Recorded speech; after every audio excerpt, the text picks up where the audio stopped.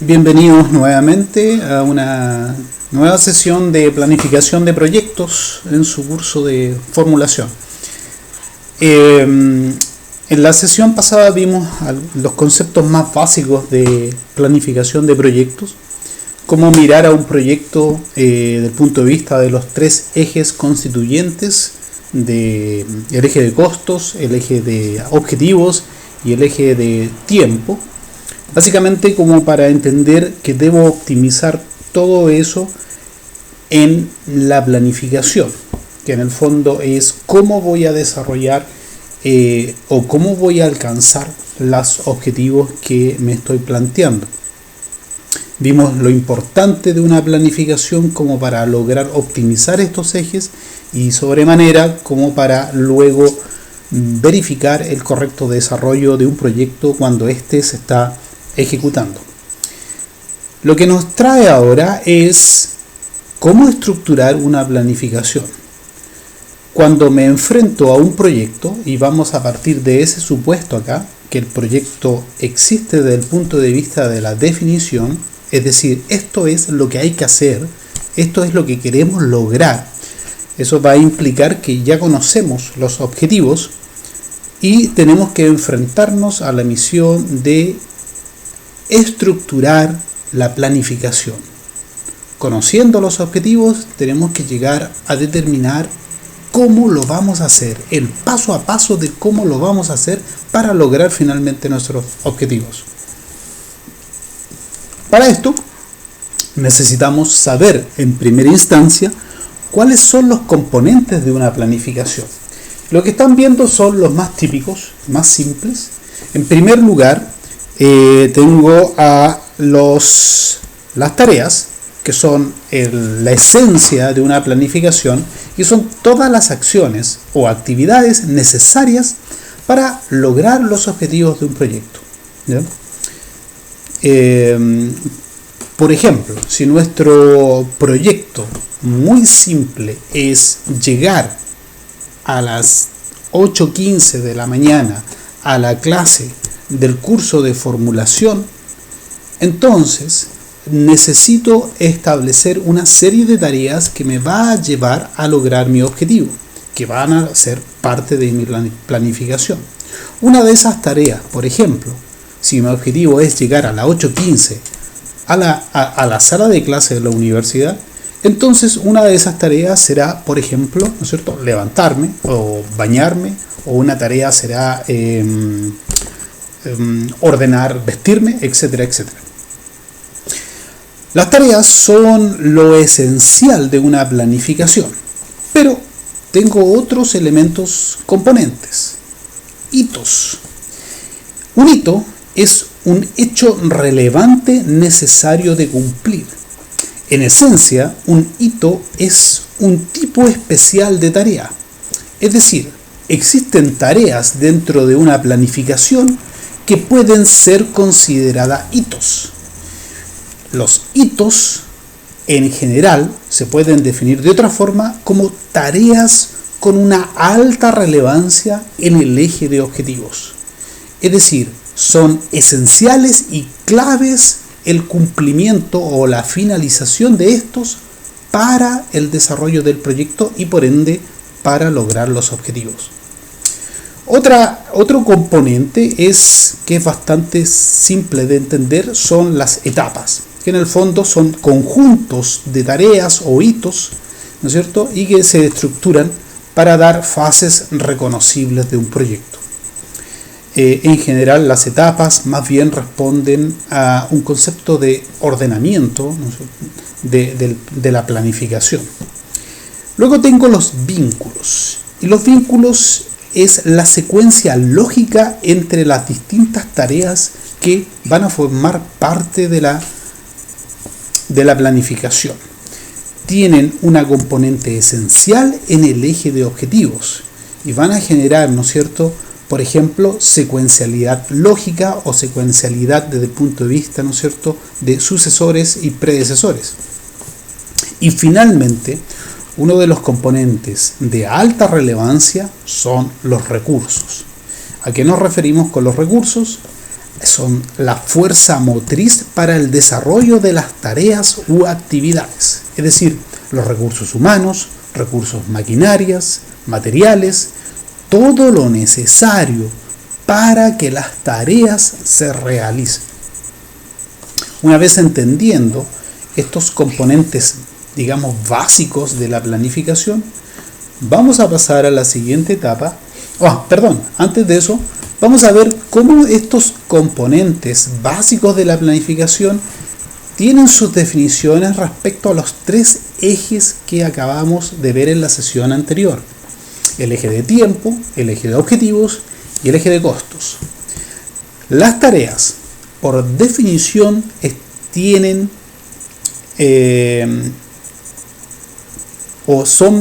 cada uno de los ejes como componentes.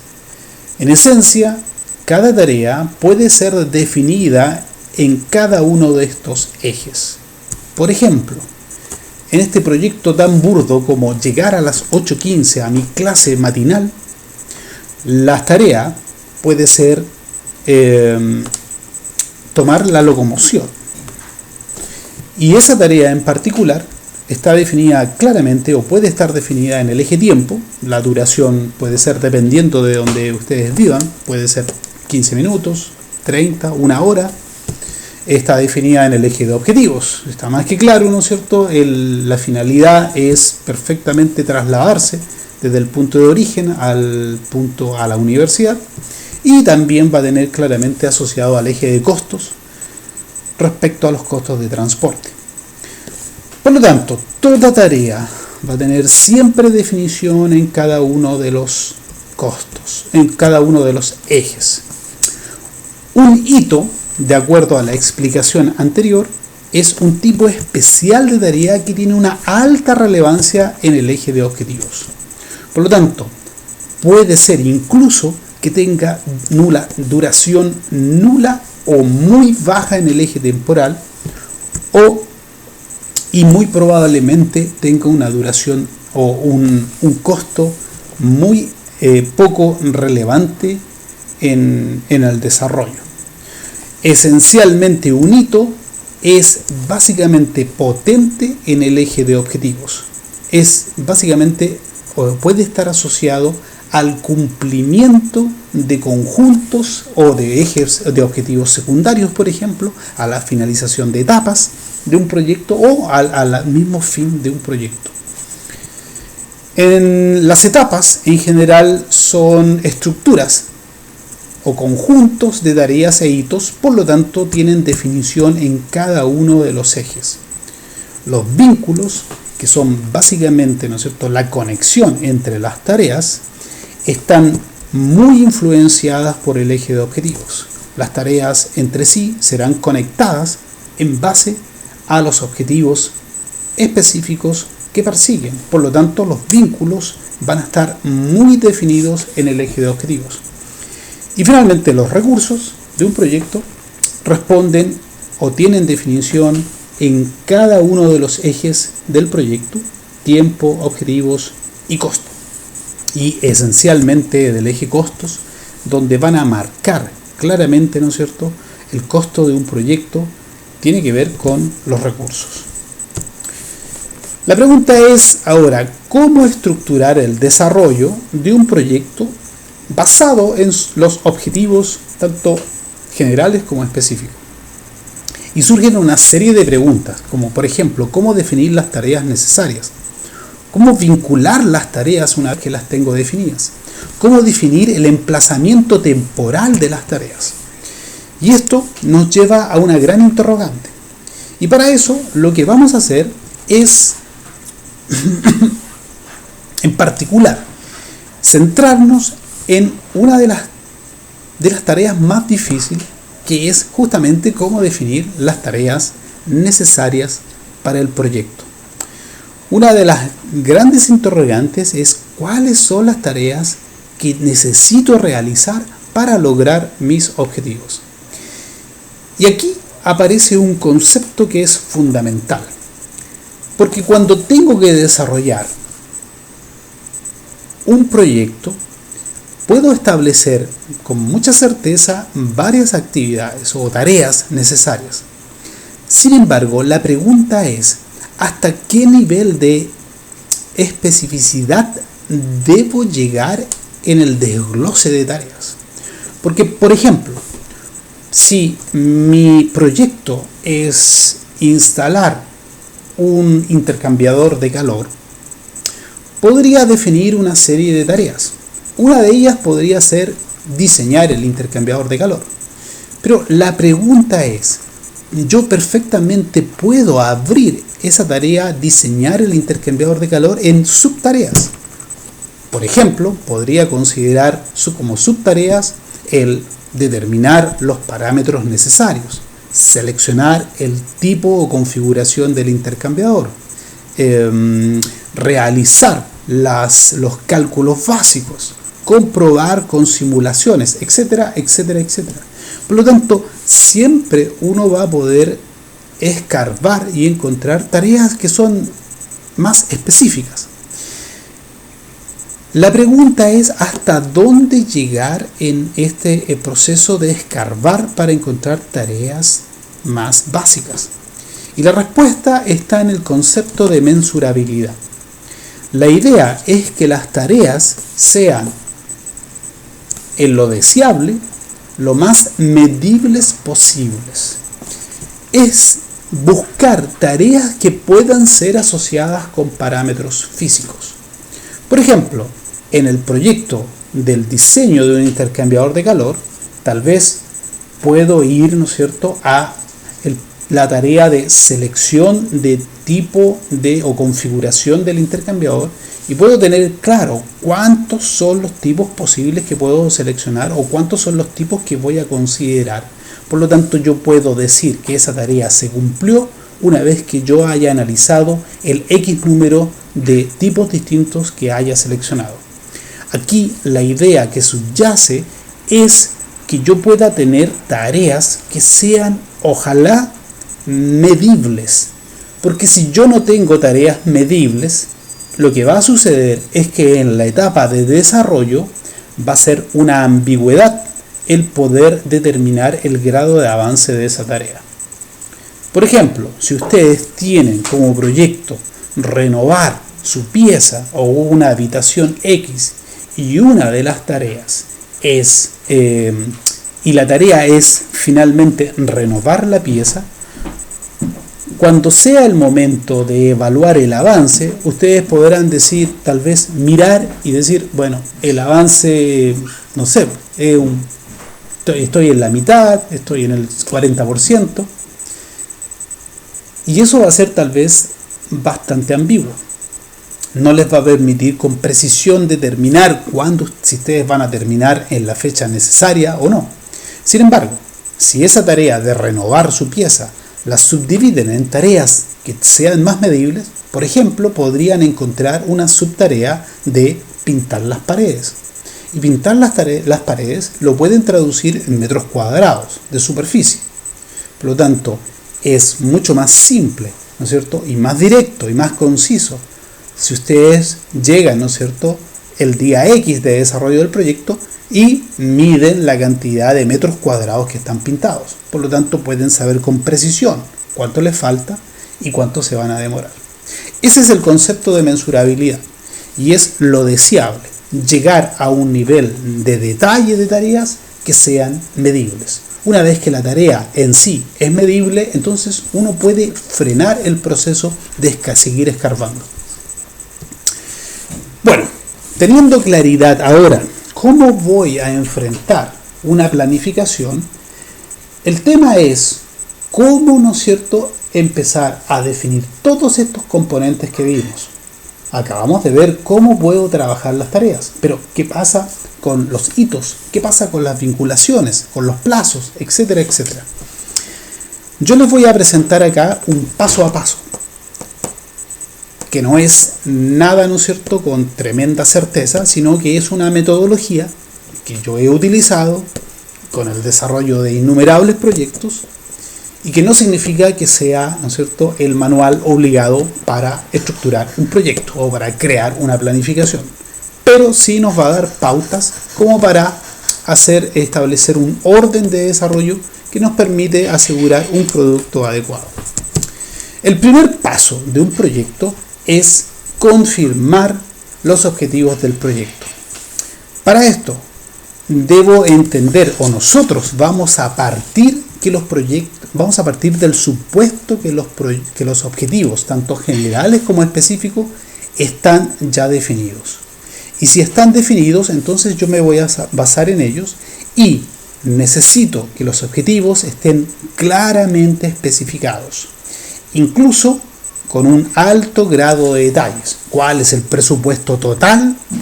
¿Cuáles son los presupuestos parciales si es que lo hay? ¿Cuáles son los plazos, fecha de inicio, tiempos de ejecución, fechas límites totales y parciales?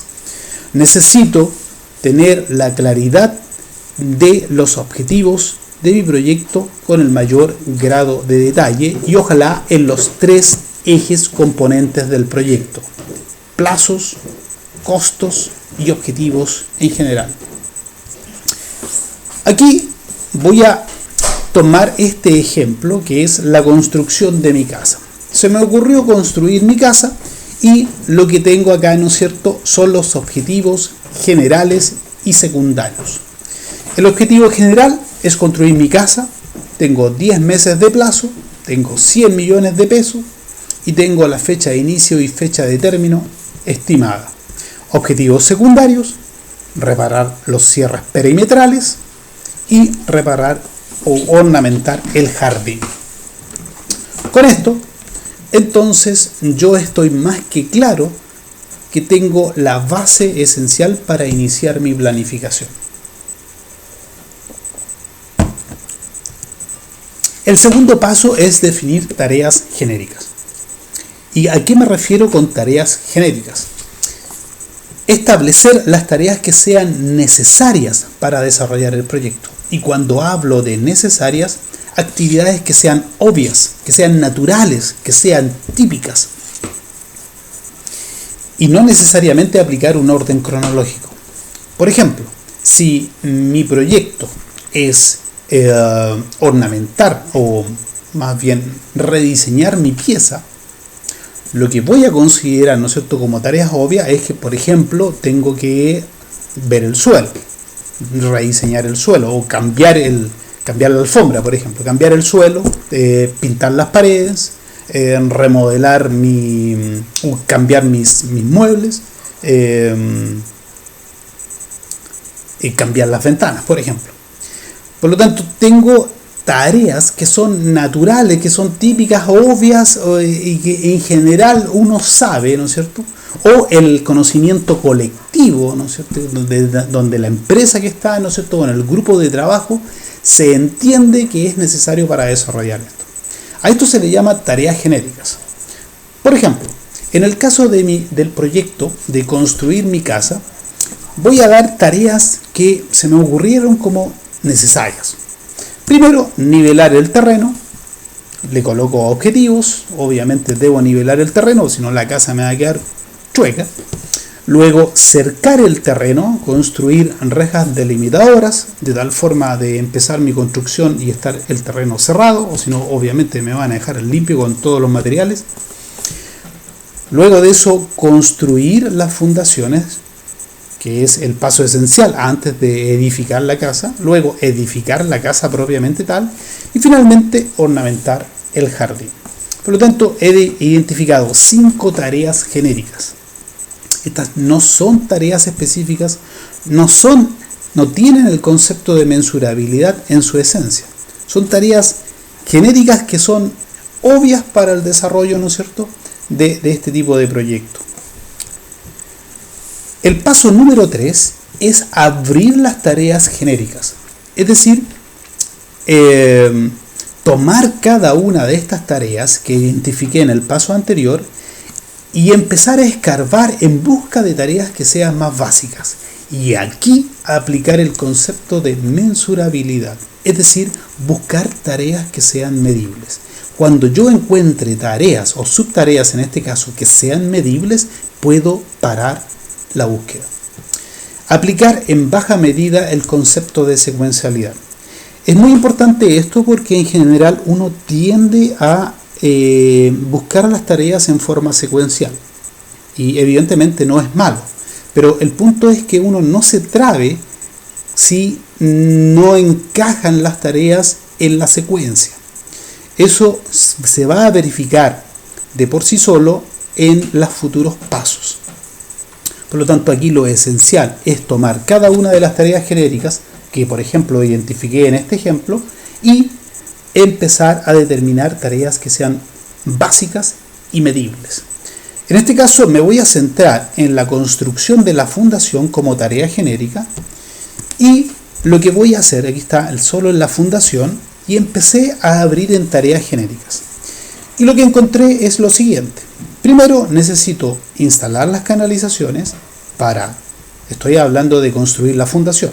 Primero voy a instalar las canalizaciones, luego voy a excavar el foso para contener la fundación, voy a aplicar relleno estructural, es decir, voy a rellenar, ¿no es cierto?, con material digamos de áridos. Voy a fabricar los fierros que van a ir dentro del hormigón, el molde para recibir el hormigón y finalmente voy a aplicar el hormigón que va a dar forma a la fundación. Y obtengo esas actividades y en cada una de ellas lo que tengo es una cantidad física que me da el concepto de mensurabilidad. Esto me va a permitir, poder cubicar y determinar los materiales y recursos que necesito para desarrollar esta tarea, y aparte de eso me va a permitir, cuando se esté desarrollando el proyecto, poder verificar en terreno el avance del proyecto. El cuarto paso es definir etapas o fases. Y hay que decir que esta etapa corresponde básicamente a dar orden a mi planificación. Y se trata de agrupar tareas afines. ¿Ya? Es buscar tareas, ¿no es cierto?, que tengan algo en común para agruparlas y definir etapas del proyecto. Lo interesante es que en esta metodología las tareas genéricas que se obtuvieron en el paso 2 inherentemente se transforman en etapas. La idea es facilitar la comprensión del proyecto. Tener un proyecto con 200 tareas, evidentemente que es difícil de leer y es difícil de entender. Lo ideal es tener un proyecto, una planificación que tenga, ¿no es cierto?, muchas tareas y esté dividido en etapas para comprender cómo el proyecto se está desarrollando.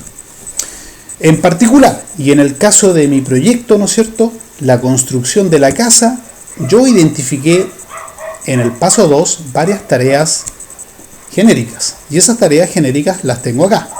Y en particular, lo que hice en el paso 3 fue tomar la tarea genérica fundación y la abrí, ¿no es cierto?, en tareas más específicas medibles. Ahora estas se transformarán en mis tareas y estas de acá se transformarán muy probablemente en las etapas del proyecto. El quinto paso es identificar o agregar hitos. Y aquí lo ideal es comenzar con una pregunta. ¿Existen tareas de corta duración o de nula duración con alta relevancia en el desarrollo del proyecto? ¿Por qué? Porque recuerden la definición de hito. Es un tipo de tarea con una alta relevancia, con un alto peso relativo en el eje de objetivos. Lo que estoy tratando de buscar son tareas que puedan dar un indicio o un indicador claro del avance del proyecto. Por eso es deseable que toda etapa que definí en el paso 4, que toda etapa del proyecto culmine con un hito. Además, es deseable también que todo objetivo específico culmine con un hito.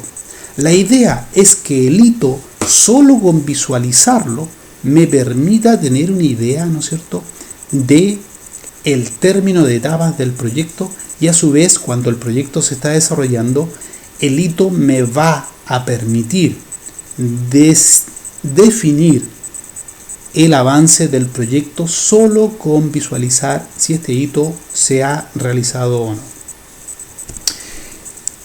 ¿Y por qué obviamente se coloca identificar? Porque puede ser que de todas las tareas que yo definí en el paso 3, existan algunas que tienen la característica de hito.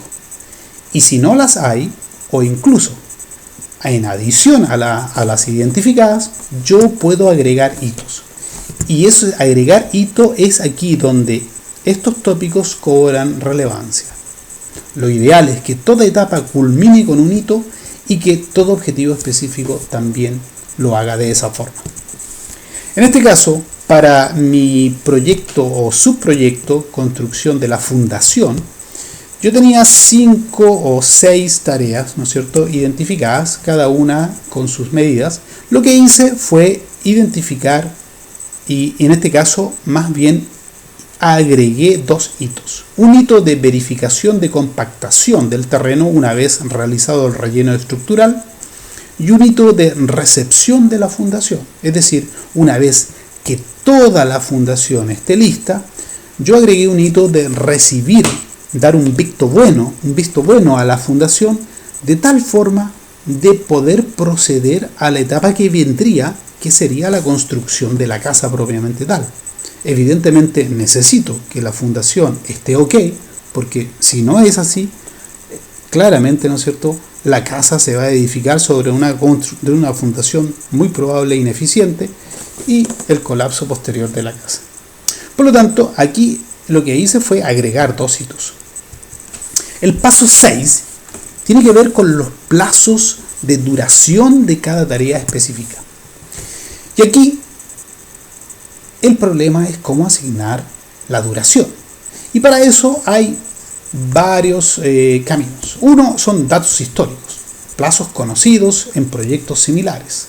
Lo interesante es que generalmente uno va a estar inmerso en una organización o en un grupo de trabajo que muy probablemente tenga los datos de proyectos similares. Por lo tanto, se pueden utilizar para el desarrollo, ¿no es cierto?, o para estimar la duración de estas tareas.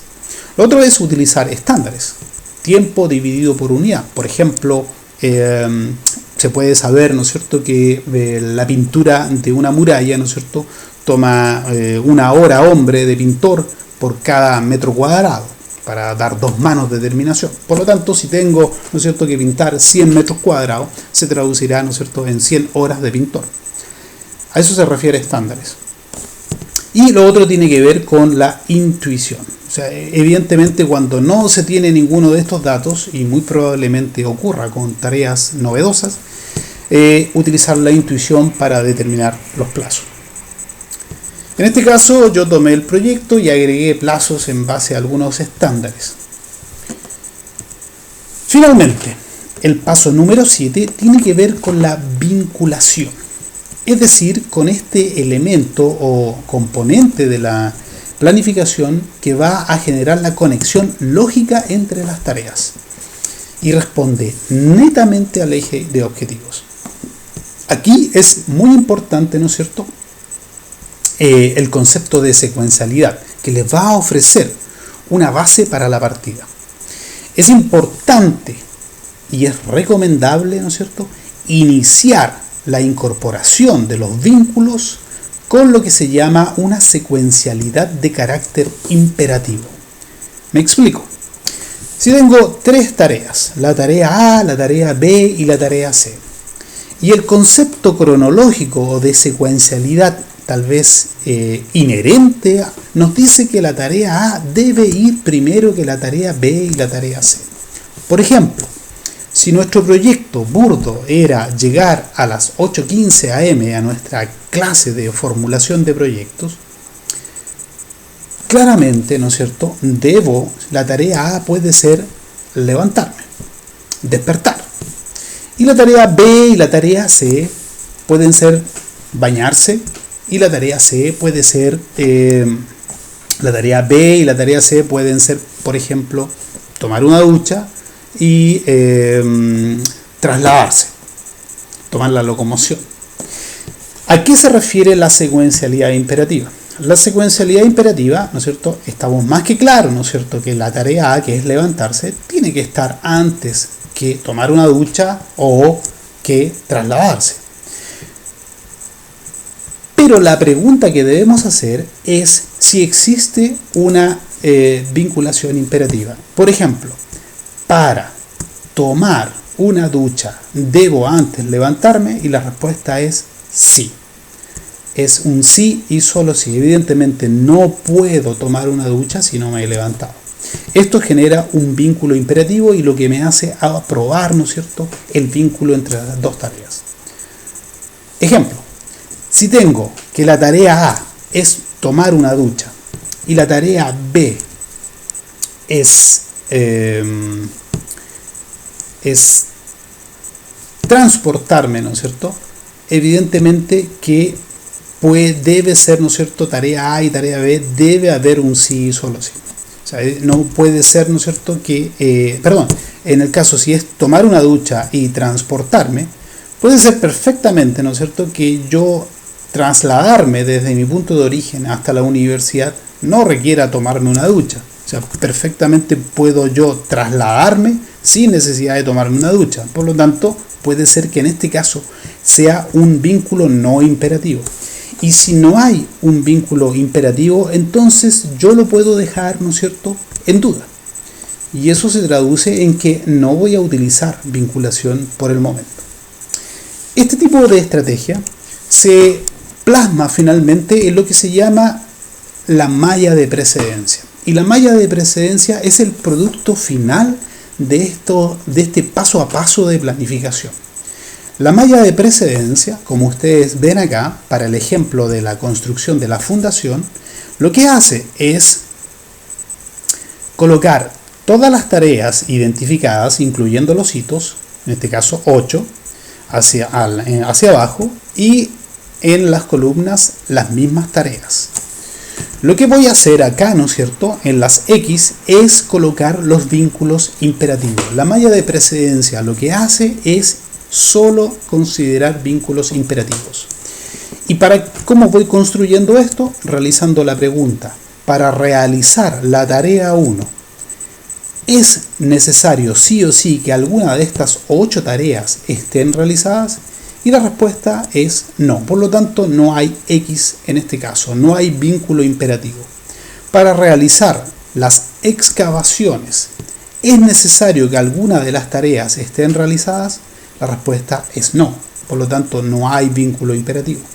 En cambio, para realizar el relleno del material, de los áridos, evidentemente que debe estar antes hecha la excavación. Y obviamente y deseablemente deben estar las canalizaciones listas. Porque si no, voy a rellenar y luego voy a tener que excavar de nuevo para colocar las canalizaciones. Por lo tanto, la actividad relleno tiene vínculos imperativos para la tarea 1, canalizaciones, y la tarea 2, excavaciones. Y así con todas las tareas.